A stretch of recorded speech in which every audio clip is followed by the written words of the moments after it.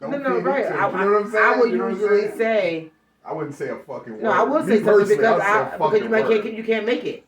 Because I can't take you. Oh, if you can't do it, then But it gets to that point. Oh, okay. Because in our world, people tend to, even when people drop their kids off, like say that their kid is getting service, they want to put you in their box. Yes. This is how much time I got to work with. Make it happen. Or they drop their kid off to get service, and they come in soon to pick them up. It's not a daycare.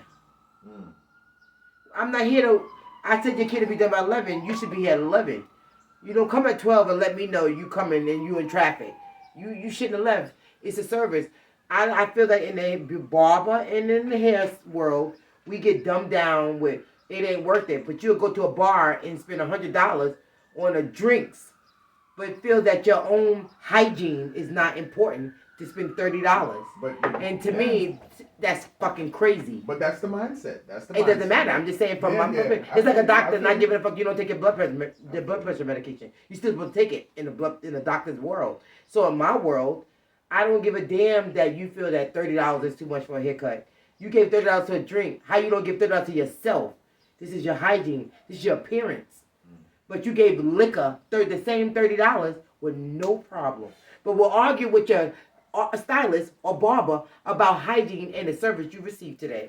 I don't understand that. Listen. I don't argue about it. But you don't have to go. I don't argue about the prices, but when I see these prices, like some of these prices are ridiculous. Because I'm speaking from my perspective, from my era, from my generation where I came from.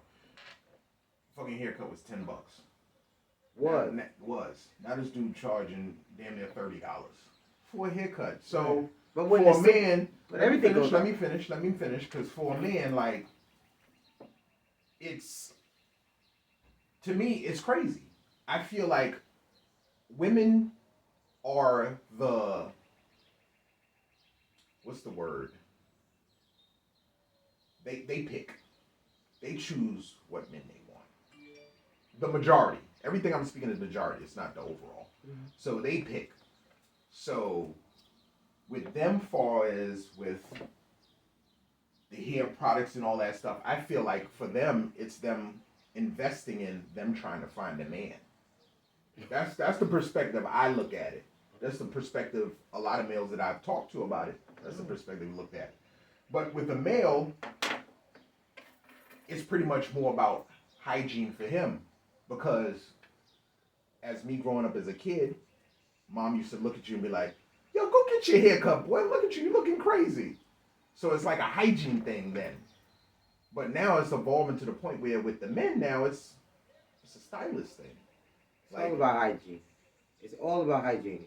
Nah, y'all take it to another level. I'm not saying women is more than hygiene. I totally understand the extreme of women and the styles, and I'm not talking about that. But I'm talking about your hair care. Fuck the style. Yeah. The style comes with the foundation. Hair care. What's underneath the style, right? So fuck how you make it or whatever. Fuck how you make it. How you take care of the scalp and everything. As a male, your scalp still needs to be moisturized. As a male, you should still have the steam treatment. As a scalp is a scalp. Your scalp don't know if you're male. Your scalp doesn't say, he's a woman. He's a male. Right. It doesn't know. It doesn't have that. It doesn't have that. So what it is that we tend to say, we group it in. But hygiene is moisturizing your scalp as if you was to do your body. Whether you a male or a woman. All right, so I'm gonna throw this. I'm gonna throw this out here before I forget. So for men, I want you to name 3 things that a male should use that you notice that most men don't use that would be good for their hair. Like whereas if you see a man get up in the morning, jump in the shower, put his shampoo, wash his hair, whatever, get dressed, throw deodorant on. What's a step that you would say that most males you notice that'll skip, that you think, if 3 things that you could think of that if they did that, it would kind of enhance their hair health? Tea tree. Tea tree. What is that? A tea tree shampoo or oil. Peppermint. Anything with peppermint cooling. Okay. To open the pores. Open up the pores. Okay. A moisturizer, whether it's a oil, if your hair is more on the coarse side, if your hair is more on the thin to wavy to loose side, you don't want that because you don't want to clog your pores because your hair automatically produce natural oils, a lot of natural oils. That's why Caucasians shampoo their hair daily or every other day. Their hair is naturally straight, so the oils from their scalp and the glands slide to their hair and secrete their oils. Our scalp, our hair, black, we have coily hair. So by the time the oils get to the hair, it's a couple more weeks. So we don't have to shampoo it. That's the reason why Caucasians shampoo their hair more often than white folks. My mom, I call it that. It ain't a money call? No, it's not a money call. It's a mommy call. It's a mommy call. Is it different rate for the money call? Nah, it's different. I'll call you back, mine. You know what I'm saying? But I think that that's the difference between. So it all depends on your scalp. But I feel like a tea tree oil opens up your pores. I feel like especially in the summertime where we're naturally sweating, our glands are kind of automatically clogged more often from the oils we put on our scalp and the moisturizer we put in our lotions and stuff on our face. Moisturizer we put on our face. It all goes back. So what happens is that it starts to clog, create ingrown hairs, either it starts breakage or full-on alopecia, whatever the reasons are. You want to have a tea tree. And then you want to moisturize your scalp. Not every day. You make it do 3 times a week. So what is the tea tree? 2 is the moisture. 2 is the moisture. And I would say the third thing is to how you cover your hair. Whether it's a do-rag or because that saves your hair from being brittle and rubbing. Or whether you put a scarf or whatever it is that you use to your hair. But the key is to have a protective barrier. You want to have some kind of protective barrier between your pillowcase. If not, get a satin or silk pillowcase. Okay. And then that'll you'll see an instant change in your hair. But you have to feed your scalp as if you feed your skin in the morning. It's no different. It's important to know. Now, excuse me. Something else I used to hear over the years growing up is that light helps your hair grow. Is that true, in your opinion? I've never heard that. Yeah, like, wow. I remember the older folks used to say, you better stop wearing that hat all the time because you're going to mess your hair. I think hats in general, if it doesn't have a lining, it's no good for you. If it doesn't have a lining. Okay. It's no good for you. Because every time, I guess, you take it off and on, it's going to grab hairs and pull Absolutely. And in something like wool hats, for instance, like wintertime. Well, let's talk about fitted hats because that's what most guys wear, so. Fitted hats, no. It's not a problem. As long as it's not, if it's tight. Then you're rubbing. It's tension. So when you take it off, it's actually pulling. Yes. Okay. So, yes. But no, other than that, I would say no. Wool hats. I've always known that. It's nothing wrong with the wool look. But just you have to put a lining in it. Between it. Because wool eats out. When it eats your skin, it's just eating at your hair. Yeah. It's no different. Coats. A lot of times, people want to know why the back of my hair is falling out. I never knew that. Wait. My mom used to do that. Yeah. When she used to go out, she had a wool coat, green long wool coat, and she used to put it in before she turned the collar up. She would put her scarf around her neck. That's what I would recommend. Regardless of what the weather was. That's right. She would put the scarf around her neck. Yes. Never realized why she was doing that. She knew what to do. But the rubbing of the collar on Mama Phyllis her knew what to do, okay? All right. She knew what to do. She did the right thing. That's what I would recommend 100%. It's nothing wrong with having the style that everybody's trending, the wool, the whatever it is that you wear. It's important to wear a silk liner. You get the cheapest silk scarf at a beauty supply store, your local beauty supply store, $2. You don't even have to see it. You can have it folded in. Ooh, you popping. You can have it folded into your collar, where it sits at your neck, your hairline, at the nape of your hairline, and you only see your coat. Still don't see the scarf. But what happens is anything wool or woven, any other knitting, it eats at the back of your hair. And scarves. Scarves are great. Satin silk scarves, I keep saying, I can't say it enough, are great. But when a woman wraps their hair at night and they always wear silk wrap and the silk wrap, they tend to wrap their hair. The tension usually sits here. So sometimes women can thin hair. On one side, it's usually tender. I always tell women, on the tender side, whatever side you wrap your hair, usually one side is more tender at the peak. Whatever that tender side is, it's usually thinner than the other side. And you just want to alternate your wrapping every 3 weeks. So if you wrap your hair, wait 3 weeks. To Wrap the it left this way side 3 or weeks. left To the side. right 3 weeks. So that And way. when you say the sides, you mean where the knot is? Where the knot is, and with just even not having a knot. Let's see, you have the knot in the back. For some reason, women in here is tension because it's gripping because you're constantly wrapping your hair to the right side, to my right side, your left, to the right side. So what happens is it's just create tension. So a lot of times your scarf is too tight, and or alternate your wrapping so that way your hair don't create memory to it. If you wrap your hair the same way, it's gonna create memory. You see women, they take down their scarves and their hair just falls a certain way because they do it every day, the same repetition. Shit, I keep turning this shit the same way. So And it's gonna be the same way, same results. But you're doing it right. You have your line on the outside, and that's all that matters. Okay. When it comes to do-rag, Yeah, whether women use it or men use it, always keep the pit of the line on the outside of the do-rag. So you do it correctly. So learned that years ago. Yeah. So now I'm gonna ask you this. Now, my question would be, as far as facial hair. With facial hair, would you recommend a different process of treating facial hair compared to the hair on a male's scalp? Yes.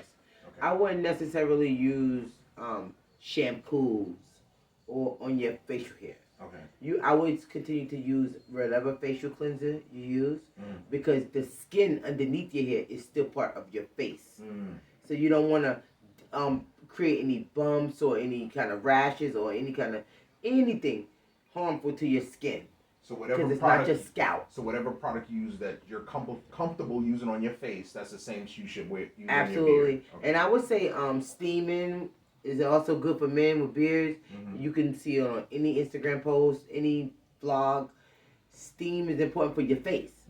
In your hair as well, but your face. Yeah. And that gets all up in there, gives moisture to your beard. I love the hot towel. I always do the hot towel. That's what I'm saying. I'll come from the barber and I'll wash my hair and then I'll put the rag in the sink as hot as I can Listen, thank you for having me. I'm going to bless you with a steamer.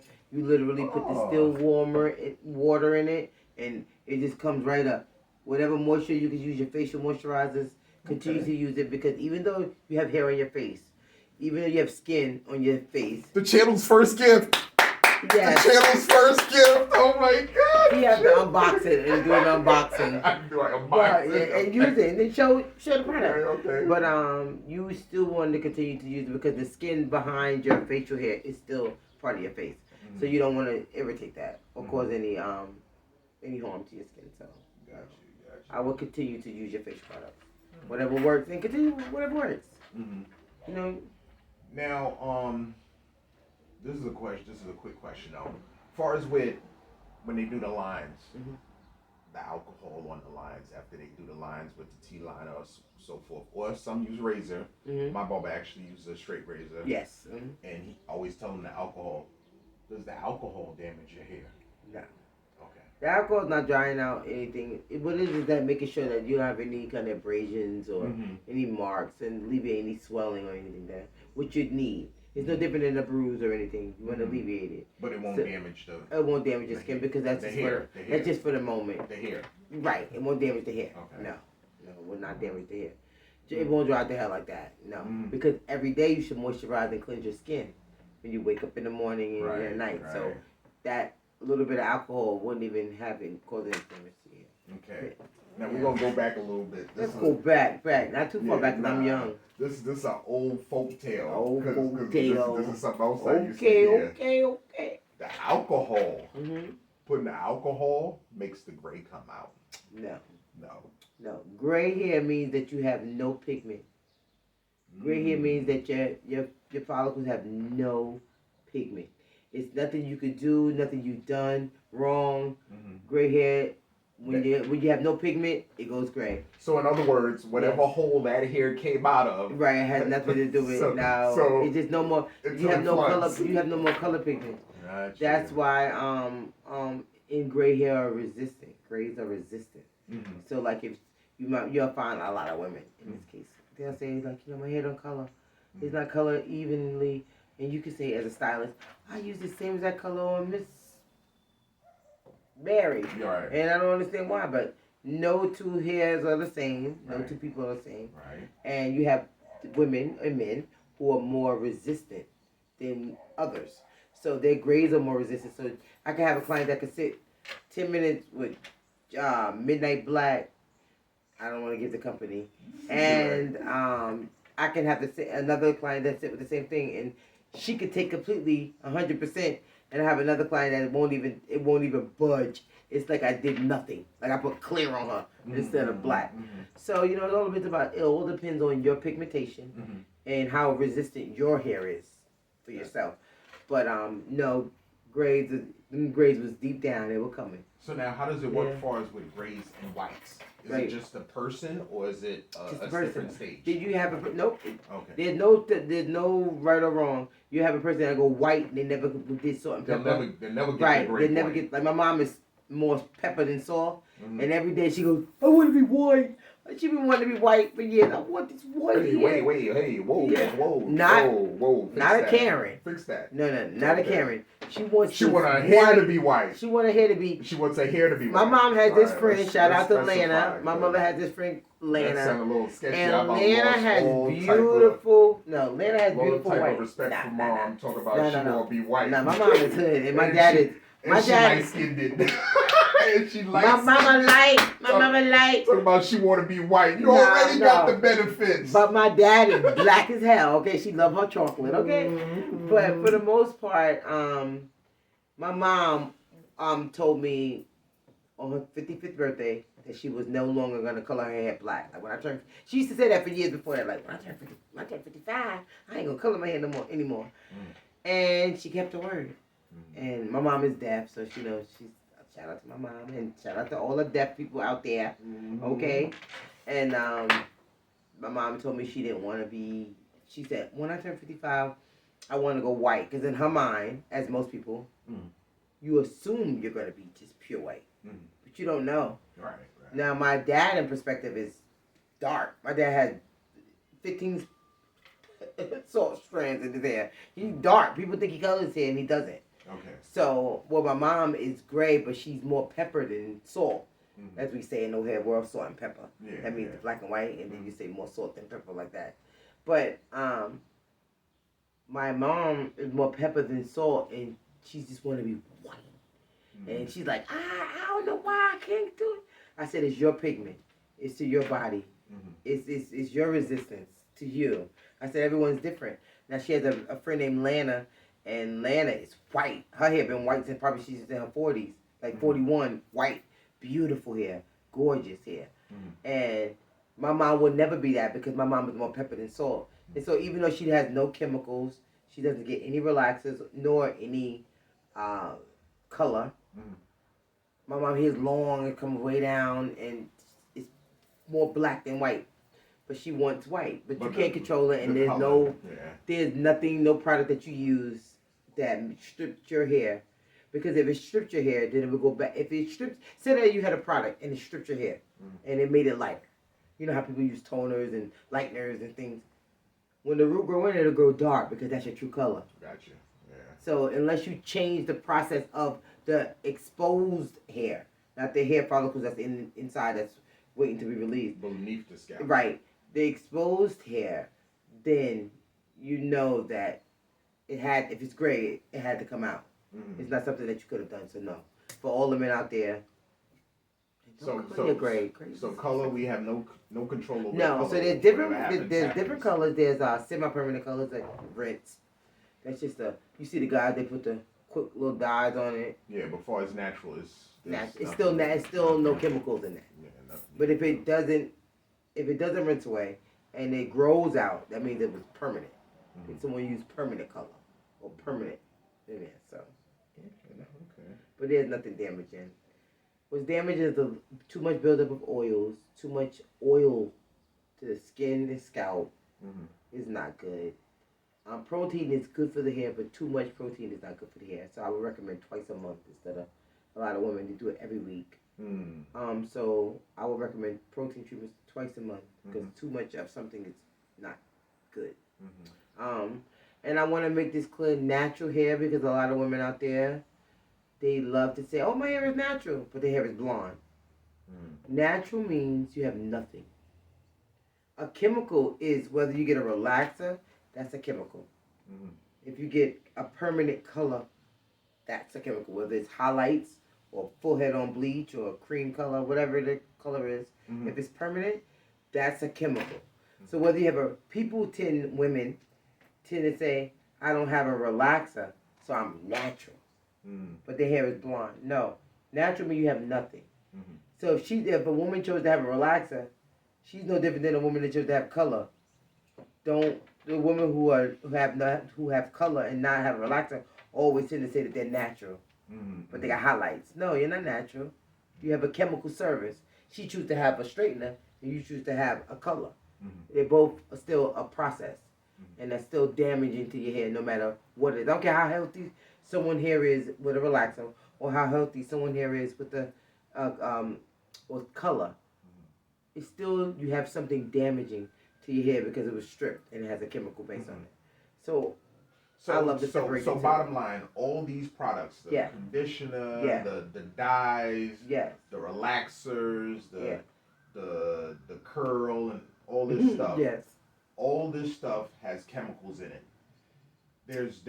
They don't make products that are natural products that are from vegetables, oils, and stuff like that that work as well as these products. They do make natural products that work well because it's just no different than vitamins to your body. We know it's giving you the sources and the nourishment that your body needs. So you have vitamins inside of it, natural hair products that's just giving you what your body needs. Right? But then you have someone who I have a natural hair, right? So I need moisture. I'm gonna always need products sulfate free, nothing that's gonna strip the hair or try to put damage in the hair. But then say that I have a relaxer and I wear my hair straight. If I have a relaxer, then I need to make sure I keep moisture. Is there a natural relaxer? No. No. If your hair gets straight, it's a chemical. Gotcha. Because if it's natural, your hair won't go straight. So would you recommend a relaxer? I would recommend a relaxer. Okay. Now, I feel that if I could recommend color, I could recommend a relaxer. I hate to put that relaxers are bad. No, they're not bad. It goes for the look you want. Any woman with short hair gonna tell you they need a relaxer. I'm not need a relaxer. Well, my thing is just will it damage the hair? Anything could damage the hair, and it's also how the person take care of it. Gotcha. I always say it's not when you here at the shop, it's when you leave. Because you can have a client who, like when people leave, for instance, I'm not petty, but I like to prove a point with things because people always assume things. So I have clients who will come when it's pouring raining outside, and they'll say, "Oh, I need a cap." I said, "Well, umbrellas are for hair. Caps are for conditioners and colors." So when you walk out this door, I'm not affected by your decisions you make for yourself. I don't care. You can run outside in the rain. You can go have sex with your husband. Whatever you want to do. But when you walk out this door, I'm not responsible for your services. So they be like, okay. But it's just to prove a point that when you come for a service, you get a service. It's we doing a service for each other. It's not one-sided, and then usually when it's the customer, they think it's one-sided like that. Because if it wasn't for me, you wouldn't be here. It's just I did. I went to school for it. Because they want what they want. They want what they want. That's people now. That's right, but overall. I want what I want too if I'm people. That's just the way it goes, you know. But that's where the head bumps come. Right, but the reality is I went to school for it. As if you went to school for your job, and you're educated in your job, and I can't tell you your job better than you can tell me my job. Exactly. Like, you know, that's why you educate. Ways. It works both. It works both ways. So, you know, you have that. You deal with a lot, you know, when it comes to the hair. The bottom of the line is, no matter what ponytail, what lace front, what closures that's trending today, if you don't have the foundation for the closure, for the this, that, and the third, it doesn't mean anything. Take care of your hair, whether you're male or female. Even if you're in the shower, let that steam just run on your hair.